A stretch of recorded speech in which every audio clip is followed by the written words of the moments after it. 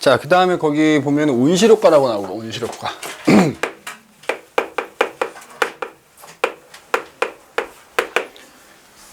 일단 온실효과라는 거를 설명하려면 온실기체라는 겁니다. 이 온실효과를 일으키는 기체를 우리가 온실기체다 이렇게 얘기해요.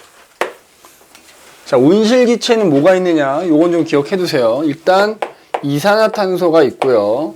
자, 사실 수증기도 있어. 수증기, 이산화탄소, 그 다음에 메테인이라는 애, 뭐 CFC라는 것도 있고, 뭐 오존, 뭐 여러 가지가 등등등이 있어.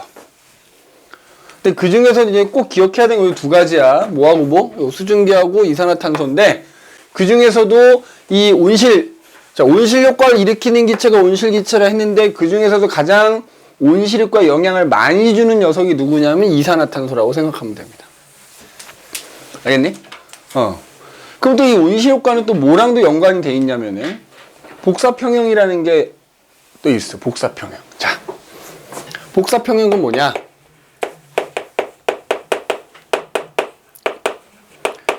자, 여기서 복사라는 거는 복사 에너지거든. 그럼 니네가 들어본 복사 에너지 두 가지가 있을까? 뭐하고 뭐가 있지? 우리가 지구가 태양으로부터 받는 태양 복사 에너지가 있고요. 그러면 또 그 받은 만큼 지구가 내보내거든. 지구 복사 에너지라는 게 있어. 그래서 복사평형은 간단하게 얘기하자면 지구가 태양으로부터 흡수한 태양 복사 에너지의 양하고 지구가 내보내는 지구 복사 에너지의 양이 결과적으로 같더라라고 하는 거야. 자, 요거야. 태양 복사 에너지와 지구 복사 에너지의 양이 같은 거야. 그래서 지구의 온도가 일정하게 유지되는 게 복사평형이야. 그렇잖아, 얘들아. 따뜻한 걸 받았어. 근데 내보내는 게 조금 따뜻한 게 남으니까 지구가 더워야 돼. 더워져야 되는 거야. 반대로 받은 것보다 내보내는 게 많으면 어떻게 돼? 점점 추워져야 되는 거거든. 근데 지구 전체적으로는 항상 받는 양하고 우주로 내보내는 양이 동일하다 보니까 온도가 일정하게 유지가 된단 말이야. 그런데 봐, 만약에 지구에 대기가 만약에 없다고 치자고. 자, 이거 책이 없는 거니까 니네 좀 그려놓을 필요도 좀 있어. 봐. 그러면 지구가 태양 복사 에너지를 받아. 태양 복사 에너지를 받거든? 근데 대기가 없으면, 생각해, 이게 암석 덩어리야. 암석 덩어리가 해가 비칠 때는 어때? 따뜻할 거 아니야. 근데 밤이 되면 그걸 다 내보내는 거야. 평형을 이루려면 받은 만큼 다 내보내는 거야. 그치? 자, 그런데 실제 우리가 사는 지구는 대기가 존재하지 않니? 대기가 있어. 그럼 잘 봐. 대기가 이렇게 있단 말이야. 대기가 있으면 잘 보세요. 태양 복사 에너지가 와. 오는데 오자마자 반사되는 것도 있어. 근데 아무튼 뭐 그 중에 일부를 이제 지구가 흡수해. 이게 태양 복사 에너지야. 그럼 어쨌든 이제 받은 게 있으니까 받은 것만큼 지구가 지구 복사 에너지를 내보내거든. 자, 그런데 대기가 있으면 그 대기 중에 뭐가 포함되어 있다? 이 온실기체라는 게 포함되어 있다고. 자, 그래서 만약에 여기에 온실기체가 이렇게 있는 거야. 그러면 그 온실기체가 지구 복사 에너지를 흡수해요. 그런 다음에 그걸 다시 땅으로 되돌려 보내. 그리고 일부만 우주로 내보내는 거야. 알겠니? 그러면 봐봐. 대기가 없으면 받은 거 그대로 다 내보내거든. 그런데 대기가 있으면 받은 거랑 결국 이제 나가는 거랑 결국 같은데, 일부를 땅으로 되돌려 보내준단 말이야, 온실기체가. 그러니까 어떻게 돼? 더? 이때보다는. 이때도 복사평형을 이뤄요, 이렇게. 근데 해가 비칠 때는 많이 받지? 엄청 따뜻한 거야. 해가 안 비칠 때는 겁나 추운 거지. 그런데 대기가 있으면 일단 받았어, 일부. 물론 받은 만큼 우주로 내보내야 돼. 내가 받은 게 70이라 그러면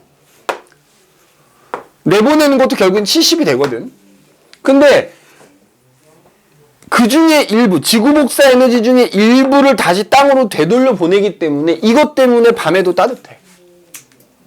그러니까 얘도 복사 평형이 일어나고요. 얘도 복사 평형이 일어나는데 대기가 없을 때보단 대기가 있을 때가 바로 이 온실 효과라는 게 일어나기 때문에 더 높은 온도에서 복사 평형이 일어난다고요. 알겠니? 이 온실 기체가 그런 역할. 바로 그래서 온실 기체가 봐라. 방출하는 지구 복사 에너지를 흡수해서 일부를 다시 땅으로 되돌려 보내는 게 온실 효과인 거야. 알겠니? 자, 온실 효과라는 게 뭐라고?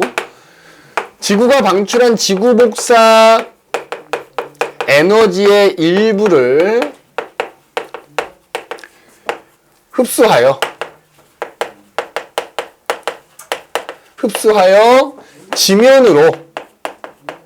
지면으로 재방출하는 것. 이걸 우리가 온실 효과라고 부른다고요.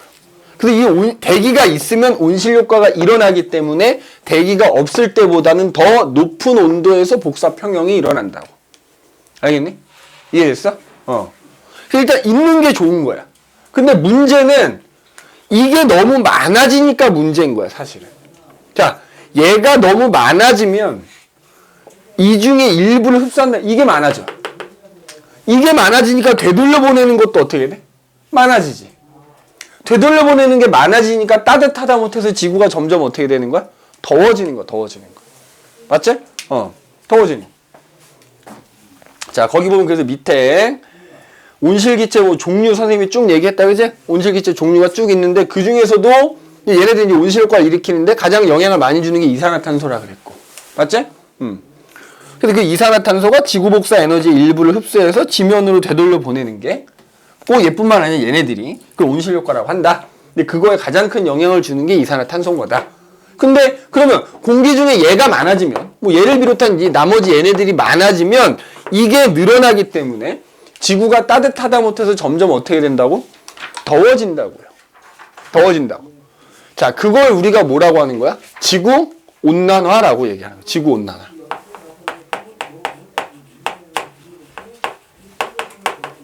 그래서 지구의 평균 기온이 계속 올라가는 거야.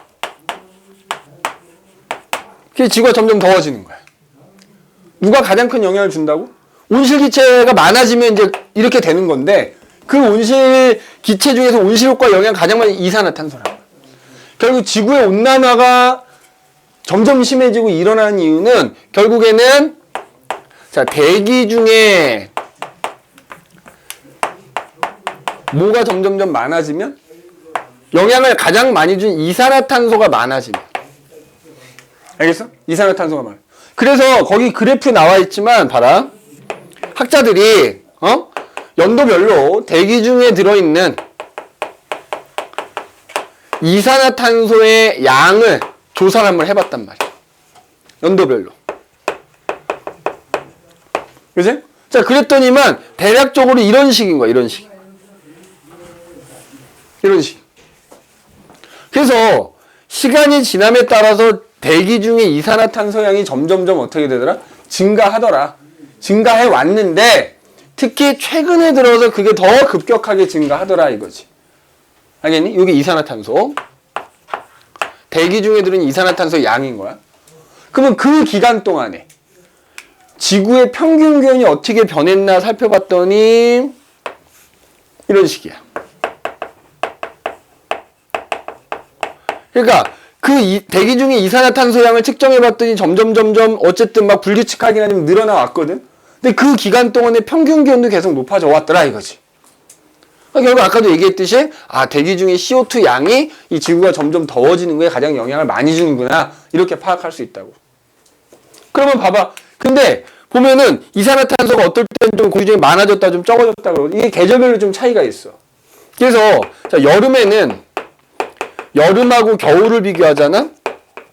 오히려 여름에는 대기 중에 이산화탄소 양이 조금 감소해. 이게 조금 감소하는 경향이 좀 있어. 반대로 겨울에는 오히려 이산화탄소가 같은 해에서도 좀 더 증가하는 경향이 있는 거야. 그 이유는 뭔지 알아? 자, 여름에는 햇빛이 강하지. 강하면 식물들이 광합성을 겁나 많이 해. 그럼 식물들이 광합성을 하려면 뭘 해야 돼? 이산화탄소를 겁나게 흡수하거든.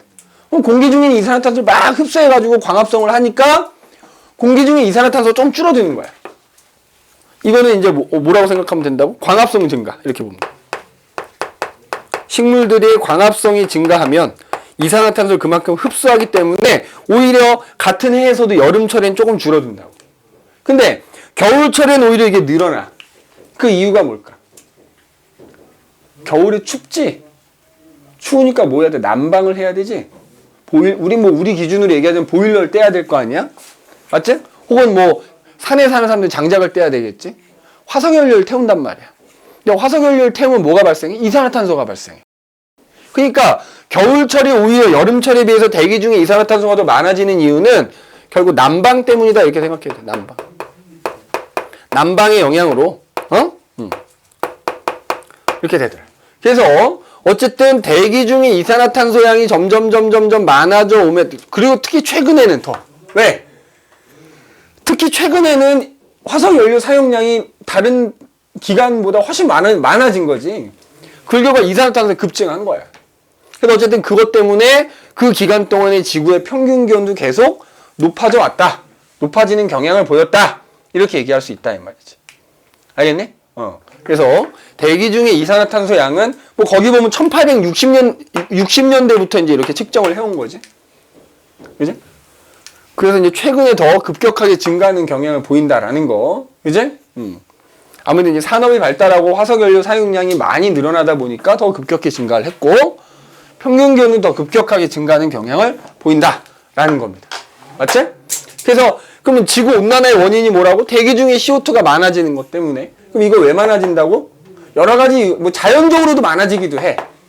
근데 사실 주된 요인은 누구 때문이다? 인간 활동 때문에. 이제 주된 요인. 주된 원인 뭐 때문이다? 인간 활동으로 인한 뭐가 늘어난다? 화석연료 사용이 늘어났기 때문이다. 이거. 그래서 대기 중에 CO2가 점점점 많아진 거고, 그지? 그 결과 지구가 점점점 더워지는 지구 온난화 현상이 나타나더라 이거지. 그럼 이렇게 지구 온난화가 나타나고 심해지면 어떤 문제가 생기느냐? 그 밑에 보면은 지구 온난화에 따른 환경 변화 뭐 그래서 나와 있죠, 이제. 자, 지구 온난화에 따른 환경 변화. 온난화로 인해서 어떤 문제가 나타날 수 있느냐? 온난화에 따른 환경 변화. 이제 환경 변화. 자, 자 예를 들어서 첫 번째. 일단 뭐 니네 이렇게 뉴스나 이런 데서 봐서 알겠지. 굉장히 높은 고산지대 꼭대기에는 원래 내린 눈이 녹지 않으니까 만년설이라서 빙하가 만들어져 있거든. 특히 아프리카도 대륙은 굉장히 더운 대륙이지만 아프리카에서 제일 높은 산이 선생님이 알기로는 킬리만자로 산인데, 원래 그 킬리만자로 산이 무슨 사진으로 유명했냐면 그 정상 부분에 쌓여있는 그 만년설 빙하로 굉장히 유명했다고. 근데 최근에 찍은 킬리만자로 산의 모습을 보면 거의 벌거숭이 산이야. 빙하도 없어. 다 녹아버리는 거야. 그리고 남극 대륙에 있는 빙하도 점점 녹아서 부서지고 있어. 자, 이런 빙하의 면적이 감소하고요. 그 다음에 지구가 점점 더워지니까 모두 점점 뜨거워져요. 바닷물의 온도도 점점 올라가겠지. 빙하가 녹고 수온이 상승하는 거야. 근데 그 결과 어떤 문제가 나타나면 바닷물의 해수면의 높이가 점점 높아져. 그러니까 애들이 생각할 때 그렇지, 빙하가 녹아서 그게 다 바다로 흘러들어가니까 바닷물이 높아지겠지. 근데 사실은 그거보다는 이 영향이 더 커. 자, 해수면이 상승한다고. 왜? 너네 중학교 때 배웠지만 바닷물의 온도가 올라가면 뭐가 일어나? 열팽창이라는 게 일어나. 이제 빙하가 녹아서 바닷물이 높아지는 것도 있지만 그만큼 또 바닷물의 온도가 올라가면서 열팽창이 일어나는 결과 바닷물 해수면의 높이가 높아진다. 그래서 섬나라들은 굉장히 위험에 처해져 있지. 섬이 가라앉으니까. 섬은 그대로인데 바닷물이 점점 높아지면 섬이 가라앉는 셈이 되는 거잖아. 그런 문제가 생긴다는 거야. 첫 번째. 그지? 자, 그 다음에 두 번째로는 자, 바닷물이나 강물 속에는 우리가 볼 수는 없지만 산소 같은 게 녹아있어. 기체들이 녹아있을 거 아니야? 특히 바닷물 속에 들어있는 녹아있는 산소를 용존산소라고 하는데, 니네 기체용에도 배웠을 거야, 중학교 때. 기체가 물에 녹으려면 온도가 높아야 돼, 낮아야 돼? 온도가 낮을수록 잘 녹아. 그러면 수온이 높아진다 했으니까 온도가 높아지면 녹아있던 산소가 녹질 못하고 어떻게 되지? 다 빠져나가버려요. 빠져나가버려. 용존 산소량이 어떻게 돼? 감소한다고. 그럼 바닷속에 사는 물고기나 얘네들은, 특히 물고기 같은 경우에 바닷물을 흡수해서 아가미로 내보내고 산소만 얻는 거거든. 근데 바닷물을 아무리 들이켜도 거기에 산소가 안 녹아있어. 산소 얻기가 힘들지. 그래서 거기 보면은 수온 상승, 뭐 용존 산소량 감소, 그제? 뭐 이런 거. 그 다음에 이제 온도가 또 높아지고. 뭐 이거 똑같은 얘기니까. 그래서 결국 뭐 생태계에 영향을 줄 수 있다는 얘기야.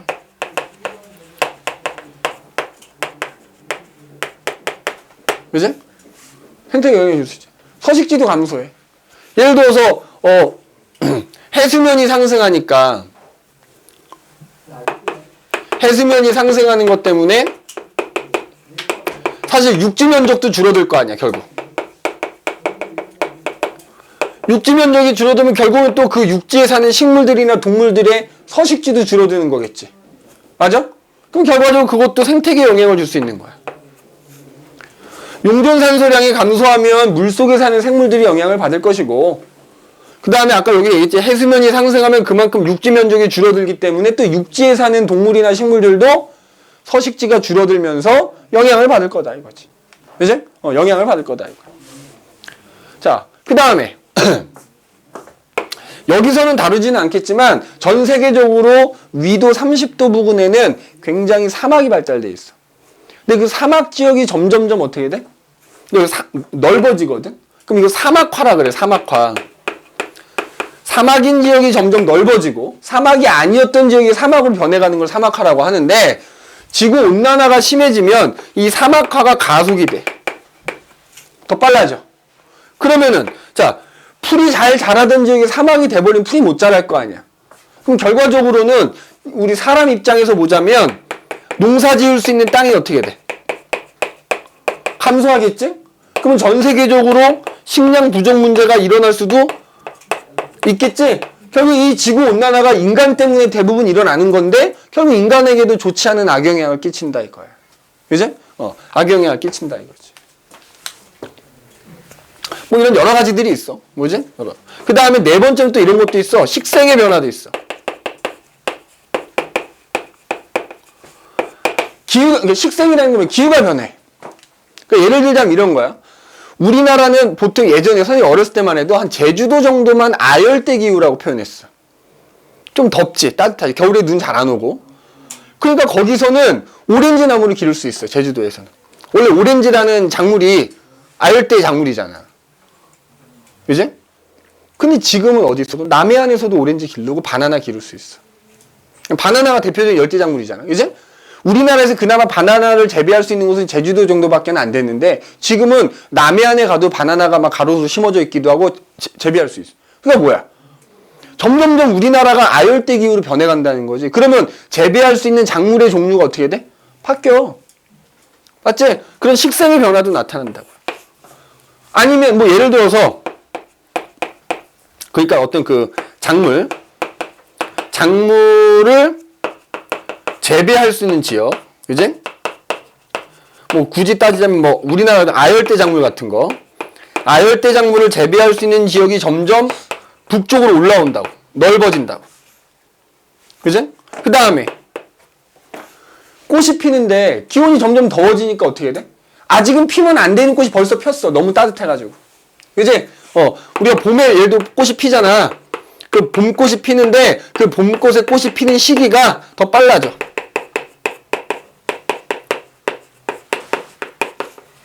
그 다음에 우리나라 같은 경우에 동해안에서 예전에는 뭐가 많이 잡혔냐? 명태가 많이 잡혔어. 명태. 우리 북어국이 이제 그 명태 말린 게 북어잖아. 근데 그게 한류성 어종이거든. 차가운 물에 사는 애야. 근데 요즘에는 우리나라산 명태가 없어. 대부분 어디야? 러시아산이야. 근데 그것도 지금 씨가 말라가고 있다 그래. 그러니까 뭐냐면 바닷물이 너무 따뜻해지니까 그 명태가 살 수가 없어. 그러니까 다 북쪽으로 올라가 버린 거지. 그러니까 러시아나 가야 좀 추운 동네나 가야 명태가 있어. 그런 것들. 그지? 어종 변화.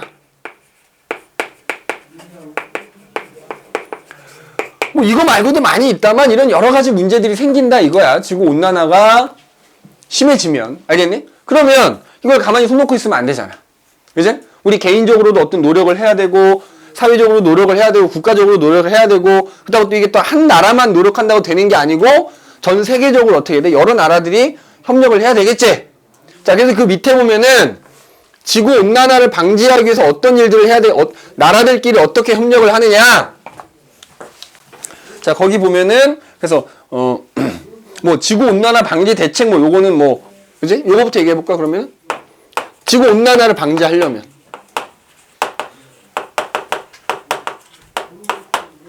를 위한 노력 뭐 이렇게 대책?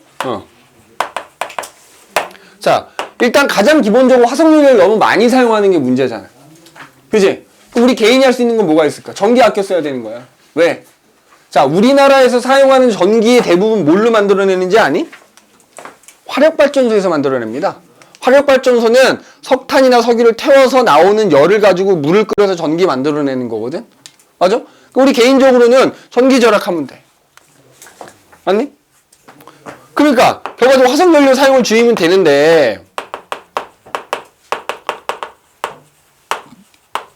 근데 대부분 이 화석연료들이 우리가 뭐야? 에너지를 얻는 용도로 쓴단 말이야. 에너지원으로 사용한단 말이야.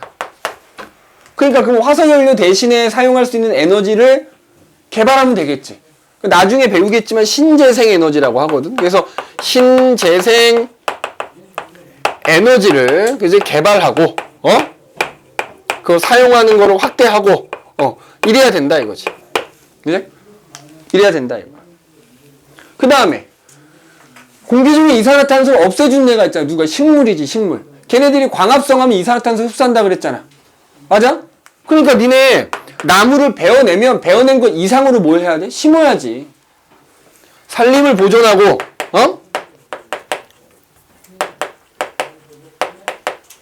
그지? 거기 뭐 나와있잖아. 산림 보존 및 확대. 예를 들어서 아까 여기 사막화 얘기했잖아. 야, 그래서 지금도 이런 비영리 단체들이 있잖아. 중국, 우리나라 같은 경우 황사도 심하니까 중국에 가갖고 사막에다 나무 겁나 심어요. 계속 심어.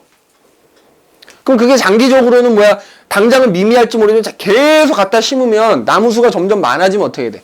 사막 지역이 바뀌겠지. 그리고 식물도 많아지면 이산화탄소 감소하는 효과도 있을 것이고. 맞지? 그런 노력들을 해야 되겠다. 이거지. 자, 그리고 또 하나 중요한 게 이제 이런 거를 하기 위해서는 한 나라뿐만, 뭐 개인, 사회, 한 나라뿐만 아니라 전 세계적으로 여러 국가들이 협력을 해야 된다 그랬잖아. 그래서 이 여러 나라들이 모여서 우리 어떻게 합시다라고, 이제 뭐, 약속, 뭐 이런 것들, 협약을 맺었어요, 협약. 그래서 거기 밑에 보면은 환경보호를 위한 국제적인 노력은 뭐가 있느냐?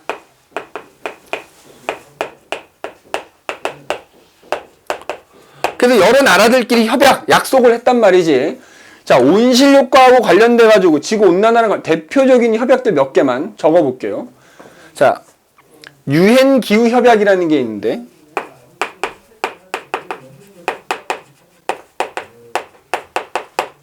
자, 거기 보면 니네 나오면 리우 기후협약이 그거야.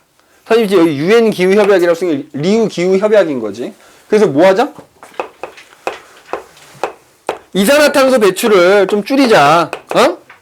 그거에 대해서 이제 구체적으로 좀 약속을 한 거지. 여러 나라들끼리 모여서. 유엔 기후협약이라는 거 꼭 기억을 해주시고. 그 다음에 교토의정서라는 게 있어요. 교토의정서. 자, 이것도 마찬가지로 교토라는 곳에 모여가지고, 이제 그 환경을 담당하는 그 여러 나라의 사람들이 모여가지고 약속을 한 거야. 마찬가지로 뭐다? 이제 탄소 배출권이라고도 하는데 이것도 마찬가지로 이산화탄소 배출을 줄이자. 그래서 각 나라별로 야, 너희는 이산화탄소 얼마까지만 배출해라. 너희는 얼마까지 이게 다 정한 거야. 그래서 만약에 정한 거 이상으로 이산화탄소 배출할 것 같으면 이산화탄소 적게 나오는 나라에서 니네 돈 주고 사와. 야, 이런 개념이야. 약간 탄소 배출권이라는 게. 그거에 대한 거야. 그지? 교토의정서. 그래서 대표적으로 온실효과, 지구온난화하고 관련된 국제적인 협약에 뭐가 있느냐? 물어보면 대표적으로 두 개가 가장 많이 나옵니다. 그 밑에 뭐 몬트리올 의정서라는 것도 있고 파리 협약이라는 것도 있지만 온난화만 갖고 온실기체만 갖고 얘기하면 이 두 가지가 가장 대표적이에요. 알겠어? 그래서 요거 꼭 기억을 해 두셔야 됩니다. 자, 지금 우리가 어쨌든 이제 기후하고 관련된 거에 계속 얘기를 하고 있잖아요. 그죠? 특히 이제 이런 기후가 뭐 장기적으로 변하기도 하지만 특히 좀 기상이변 같은 게 막 나타나기도 하거든. 그래서 이제 우리가 엘니뇨 라니냐라는 거에 대해서 얘기를 할 텐데 엘니뇨 라니냐라는 걸 얘기하기에 필요한 내용이 있어. 그래서 거기 보면 앞에 대기대순환이라고 하는 것과 해수의 순환이라고 하는 게 나오게 됩니다. 그 얘기를 먼저 한번 해보도록 합시다. 대기의 순환과 해수의 순환. 자, 대기의 순환은 말 그대로 지구를 둘러싸고 있는 대기가 뭐야? 끊임없이 순환하고 있다, 뭐 이런 의미거든. 그지? 자, 대기순환. 우리가 혹은 대기대순환이라고 표현해요. 대기대순환. 지구를 둘러싸고 있는 대기가 끊임없이 크게 순환을 하고 있다 이거지.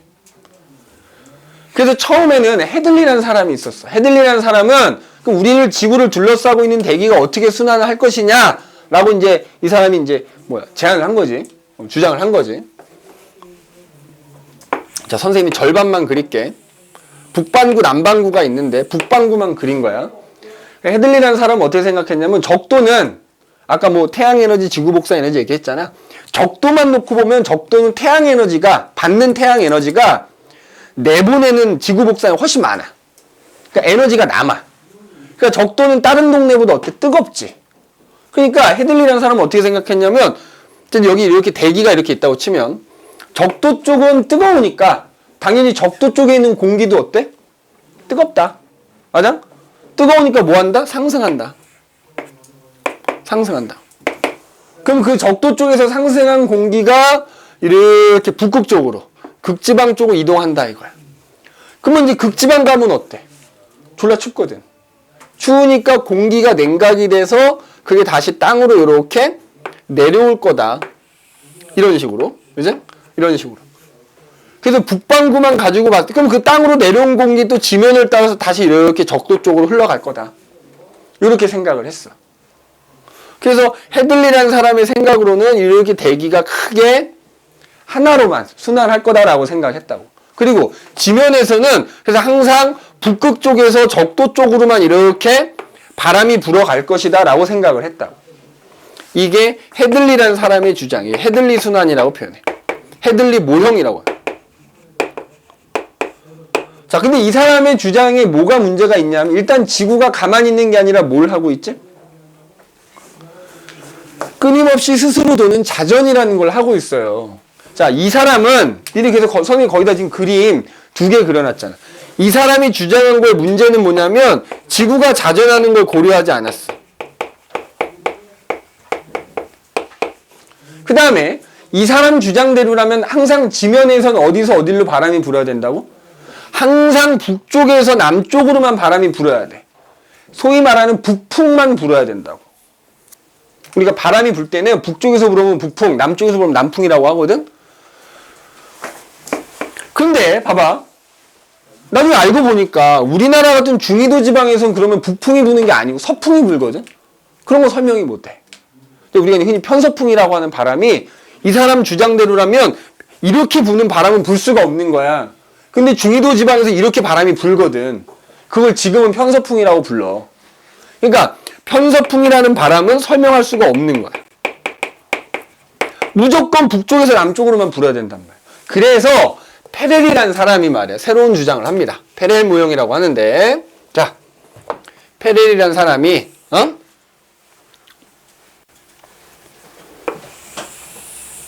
어떻게 주장을 하느냐, 이걸 페렐 모형이라 그래. 자, 참고로 선생님이 지금 북반구만 얘기한다면 북반구하고 남반구는 대칭을 이룬다 이렇게 보시면 됩니다. 알겠니? 대칭을 이룬다 이렇게 보면 돼. 자, 일단 비슷하긴 해. 자, 적도에서 뜨거워진 공기가 올라가는 건 맞는 거야. 자, 근데 일단 이 사람은 지구가 자전하는 것까지 고려한 거야.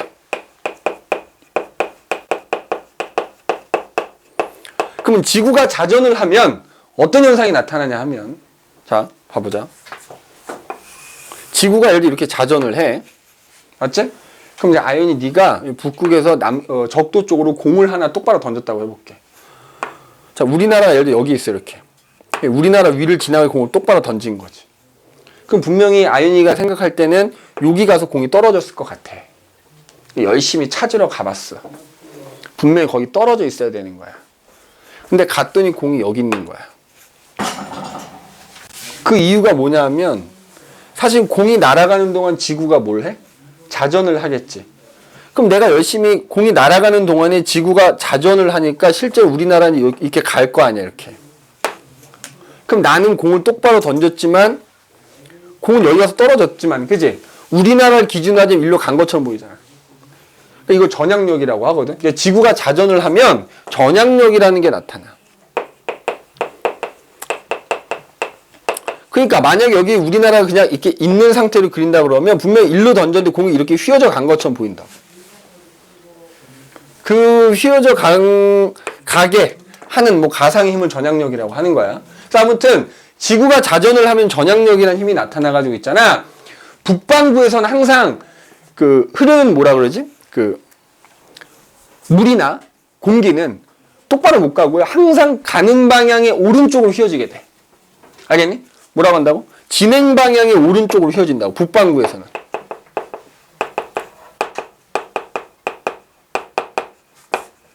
오른쪽으로 휘어져. 북반구에서는. 그리고 그 전향력이라는 게 있잖아. 적도에서는 나타나지 않는데 이게 극지방으로 가서 점점점 세지는 거야. 그럼 일단 그래서 페리라는 사람은 적도 쪽에 있는 공기가 상승했잖아. 그럼 얘가 일단 마찬가지로 극지방 쪽으로 가는 거야. 가는데 올라가면 올라가서 뭐가 세진다고? 전향력이 세진다 그랬지. 그리고 그 전향력 때문에 점점점 휘어진단 말이야. 그러니까 결과적으로 전향력 때문에 점점 휘어져가지고 공기가 결국 한 위도로 따지면 30도 근처에서 공기가 다시 땅으로 이렇게 내려오게 될 거라고 생각한 거야. 그럼 내려온 공기는 지면을 따라서 일부는 여기로 가고요. 일부는 다시 또 지면을 따라서 고緯도 쪽으로 가는 거야. 근데 고緯도 쪽으로 올라가다 보면 한 60도쯤 가면 위도로 한 60도쯤 가면 당연히 60도 위쪽은 차가울 거 아니야. 그럼 이쪽에 있는 공기 굉장히 차갑겠지. 맞지? 그럼 상대적으로 30도에서 올라간 공기 따뜻하잖아. 그럼 따뜻한 공기가 차가운 공기 만나면 어떻게 돼? 바로 안 섞여버리거든? 그럼 따뜻한 공기가 상대적으로 따뜻하니까 가벼우니까 이거 올라가 버리는 거야. 그래서 위도 60도 부근에서는 이렇게 공기가 뭐 한다? 상승할 거라고 생각한 거지. 그러면 상승한 공기는 다시 일부는 이렇게 가서 30도 쪽에서 내려가고 일부는 이렇게 상승해서 또 전향력이 점점 휘어지고 냉각이 돼서 결국 극지방에서 이렇게 하강할 거다. 이렇게. 그래서 하강한 놈은 또 지면을 따서 이렇게 60도 쪽으로 내려갈 거고. 그래서 페렐이라는 사람이 생각할 때는 이쪽만 갖고 얘기하자면 헤들리에 의해서는 크게 하나로 이렇게 순환한다고 생각했다면 페렐이라는 사람은 이렇게 크게 세 개로 나뉘어져서 순환을 할 거다라고 생각을 한 거예요. 그래서 보면은 극지방에서 60도 사이에는 지면을 따라서 이렇게 아래로 내려가니까 바람이 이렇게 부는 거야. 근데 마찬가지로 전향력 때문에 휘어져서 부니까 이런 식으로 바람이 지상에서 불게 될 거다. 지면 쪽에서는. 그 다음에 여기는 30도에서 60도 쪽으로 지면을 따서 올라가니까 바람이 오른쪽으로 휘어지면서 이렇게 불 거다. 그 다음에 적도 쪽에서는 30도에서 다시 적도 쪽으로 내려오는 애가 있으니까 또 오른쪽으로 휘어지면서 바람이 이렇게 불 거다라고 생각을 한 거야. 자, 그랬더니만 30도 근처, 우리나라 근처에서 부는 편서풍이라고 이름 붙인 바람이 설명이 되는 거잖아. 약간 서쪽에서 동쪽으로 부니까. 근데 현재 우리가 배우는 대기대순환 이제 이 사람의 거 가지고 배운다고 생각하면 돼. 그래서 이제 이름을 붙이기를, 자, 대기가 순환을 하는데 크게 세 개로, 세 덩어리로 순환을 한다. 한쪽만 놓고 보자면, 남반구, 북반구 서로 대칭이라 그랬지? 그럼 남반구 쪽도 세 개겠지, 이렇게? 이렇게 나뉘어지고요. 그래서 이제 요거 있죠, 요거 이제 수직 방향으로 봤을 때, 요거는 헤들리라는 사람이 주장한 거랑 비슷하기 때문에 요거 그냥 헤들리 순환이라 부르고, 여기 60도에서 90도 사이 이렇게 순환하는 요 공기는 요거는 극순환이라고 불러. 그 다음에 요 중간에 얘는 낑겨갖고 순환하는 거거든. 그럼 요거는 페렐이라는 사람이 지구 자전을 고려했더니 이렇게 나타나게 된 거잖아. 요거는 페렐 순환이라고 불러요. 그래서 공기가 크게 세 덩어리로 나뉘어져서 순환한다. 오늘 요거까지만 할 거니까 잘 들어봐. 그 다음에 지상에서 이제 이렇게 바람이 불게 된다 그랬잖아. 그래서 이름을 붙이기를 위도 0도에서 30도 사이에 이렇게 부는 바람들. 요거는 우리가 무역풍이라고 이름을 붙인 거야. 무역풍. 근데 그 부는 바람의 방향이 약간 북동쪽에서 불어온다 그래가지고 이 무역풍을 북동무역풍이라고 불러. 그 다음에 30도에서 60도에 사이 바람이 약간 서쪽에서 동쪽으로 이렇게 치우쳐서 불거든. 요 바람은 편서풍이라고 불러. 그 다음에 요 바람은 이제 극동풍이라고 불러요. 그래서 특히 이렇게 위도별로 얘네들은 1년 내내 바람의 방향이 항상 변하지 않는 바람이거든. 큰 바람이야. 그래서 요거는 꼭 기억해 두세요. 위도 0도와 30도 사이에서 부는 바람은 무역풍. 그 중에서도 북반구는 북동무역풍이라 그래. 위도 30도와 60도 사이의 지상에서 부는 바람은 편서풍. 뭐 아주 지상이라고 하기는 그렇지만 편서풍. 그 다음에 극동풍 이렇게 불러. 자, 그럼 이 사람에 따르면 남반구와 북반구 대칭이라고 그랬잖아. 그럼 봐봐. 남반구도 이렇게 그린다고 치면 남반구 이렇게 있다고 치면 자, 남반구도 0도에서 30도 사이는 무역풍인 거야. 걔는 이렇게 불러. 이렇게. 그래서 요 무역풍은 남동무역풍이라 불러. 그럼 이때 봐라. 자, 0도 부근으로는 공기가 모여드니 나가고 있니? 모여들지. 모여들면 이걸 수렴대라고 불러. 그 공기가 모여들어서 상승한 거잖아. 나중에 배우겠지만 중학교 때 배웠나 니네 전선 이런 거 배웠지? 전선 배웠잖아. 고기압 저기압 배웠잖아. 자, 공기가 0도 적도 근처로 공기가 모여들더니 적도에서 공기가 상승했어. 고기압일까 저기압일까? 야, 니네 바람 생각해봐. 바람도 물이 흐르는 거랑 똑같잖아. 공기가 많은 데서 적은 데로 가는 거잖아. 그럼 공기가 막 모여든다는 얘기는 여기 기압이 낮다는 얘기야. 그래서 적도 근처는 기압으로 따지면 저기압이야. 그래서 여기를 뭐라 부르냐면 적도 저압대 또는 적도 수렴대라고 불러. 그러면 니네 배운 거 잘 생각해봐. 저기압에서는 구름이 만들어지고 비가 오거든. 그래서 적도 근처는 비가 굉장히 많이 와. 알겠니? 자, 그 다음에 30도 근처를 봐봐. 어때? 여기를 중심으로 주변으로 바람이 나가고 있지 않니? 그러면서 위에서는 아래로 공기가 내려오는 거잖아. 기압으로 따지면 고기압이야. 그래서 이거를 우리가 아열대 고압대 또는 중위도 고압대라고 표현해.